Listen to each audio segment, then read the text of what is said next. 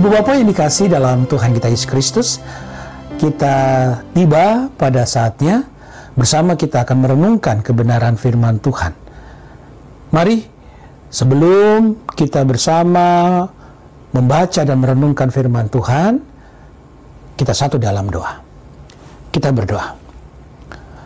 Bapa Sorgawi, saatnya Tuhan, kami bersama hendak membaca dan merenungkan kebenaran firman-Mu. Berkatilah agar kami dapat memahami dengan benar akan kehendak Tuhan di dalam firman yang akan kami baca dan melakukan kebenaran firman Tuhan itu dalam kehidupan setiap hari kami.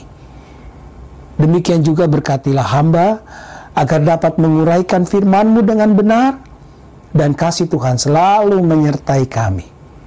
Berfirmanlah Tuhan, kami anak-anak-Mu siap untuk mendengarkannya. Dalam Kristus kami berdoa. Amin.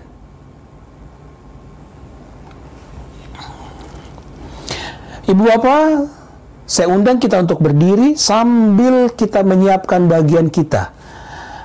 Dari Maleaki pasal pertama, ayatnya yang ke-6 sampai 14.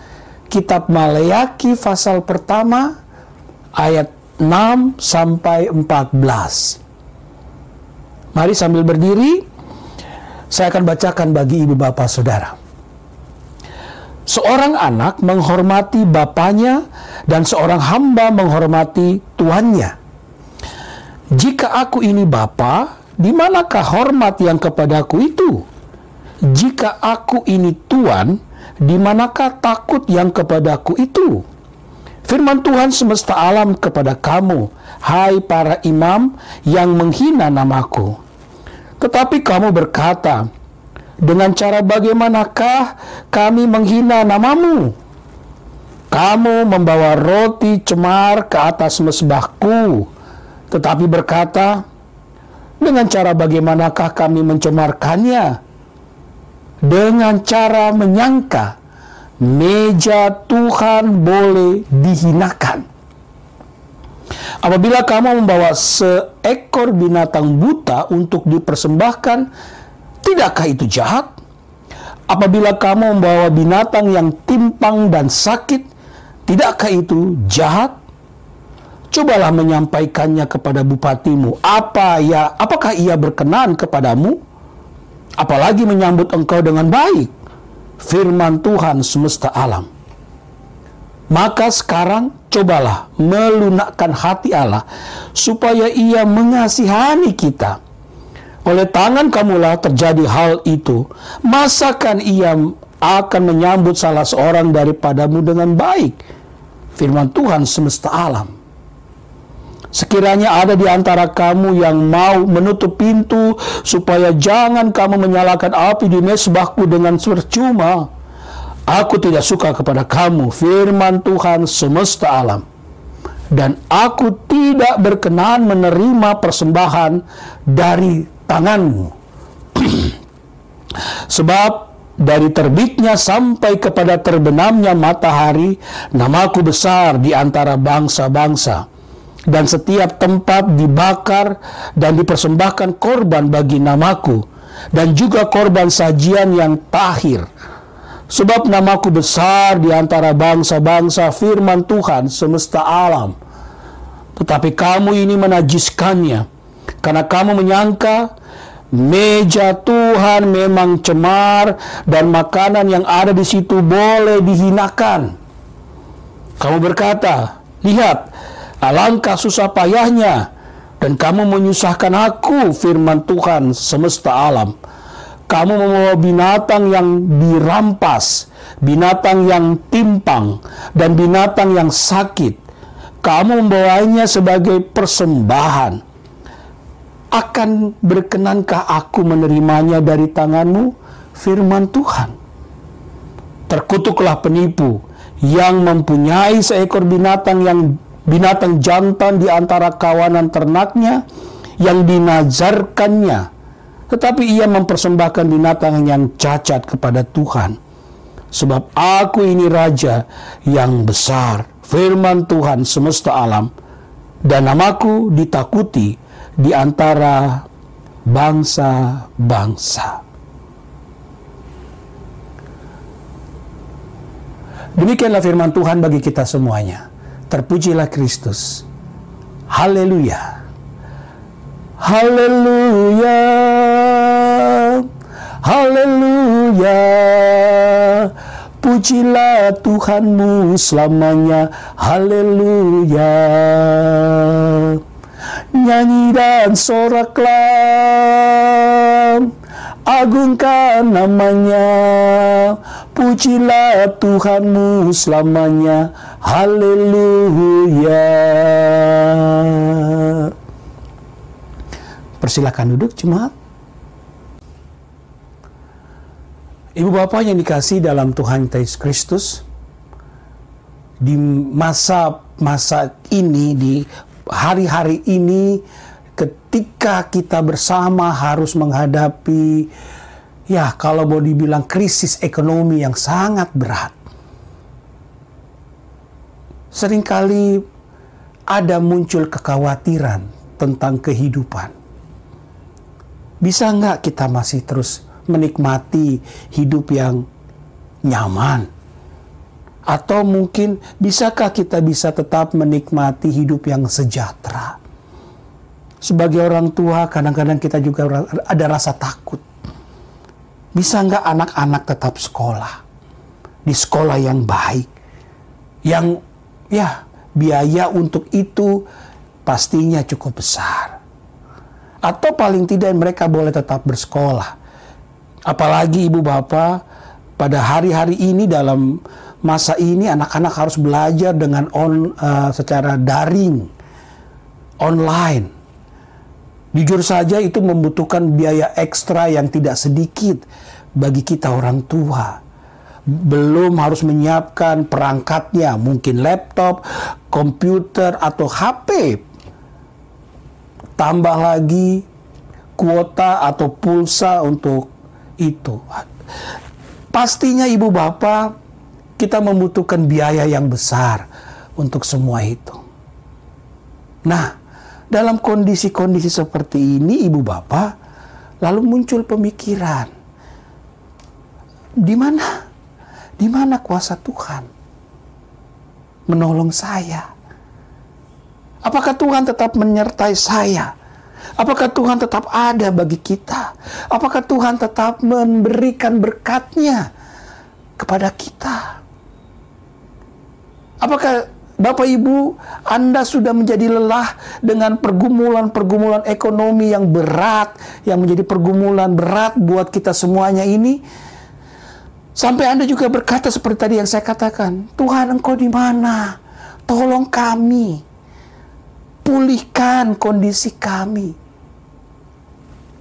Ibu bapak yang dikasihi dalam Tuhan kita Yesus Kristus, keadaan-keadaan seperti ini ada juga. Bukan hanya menjadi pengalaman kita, tetapi juga pernah dirasakan dan dialami oleh orang-orang Israel dalam kehidupan mereka. Ada masa di mana mereka ketika pulang dari, bacaan kita ibu bapak malam ini adalah kitab Malaiki yang bercerita pada masa orang Israel berangsur-angsur kembali dari tanah pembuangan Babel. Sebagaimana sudah berulang kali saya jelaskan bahwa ketika mereka pulang dari pembuangan Babel, kondisi ekonomi mereka berat. Mereka pulang hanya dengan baju yang ada di badan, tidak bisa bawa apa-apa. Karena mereka miskin, jatuh miskin di Babel. Dan ketika mereka pulang, mereka juga menghadapi bahwa tanah-tanah yang dulu ditinggalkan mereka, yang menjadi milik mereka dahulu, sudah diambil oleh bangsa-bangsa lain. Rumah-rumah yang indah dulu menjadi milik mereka, sudah dijarah, bahkan tinggal puing-puing dalam kehidupan mereka. Artinya apa? Mereka harus memulai lagi kehidupan dari bawah. Sehingga mereka berteriak, Tuhan, kemana Engkau? Tuhan, tolong, supaya kami bisa lepas dari pergumulan ini. Ibu bapak yang dikasihi dalam Tuhan Yesus Kristus, dalam hati yang penuh dengan ketakberdayaan ini, bukannya orang Israel makin dekat dengan Tuhan. Bukannya orang Israel makin hidup berserah pada Tuhan, belajar semakin menuruti firman Tuhan, tetapi sebaliknya, sikap hidup mereka, ibu bapak, makin jauh dari Tuhan. Di tengah kepergumulan berat yang mereka alami ini, bukannya mereka mendekatkan diri, beribadah dengan sungguh kepada Allah dalam permohonan berkat Tuhan, tapi mereka bagikan orang yang sudah putus asa dengan Tuhan, lalu berkata, Tuhan sudah nggak ada lagi. Tuhan sudah nggak tolong saya lagi. Buat apa saya beribadah kepada Tuhan? Dan apa yang terjadi, ibu bapak? Kehidupan mereka jauh, semakin jauh dari apa yang Tuhan inginkan. Ini tidak hanya pada masyarakat awam. Ini juga terjadi kepada para pemuka agama di Israel. Para pemuka agama dalam keputusasaan mereka yang seharusnya jadi panutan, mereka juga ikut-ikutan putus asa dengan keberadaan mereka.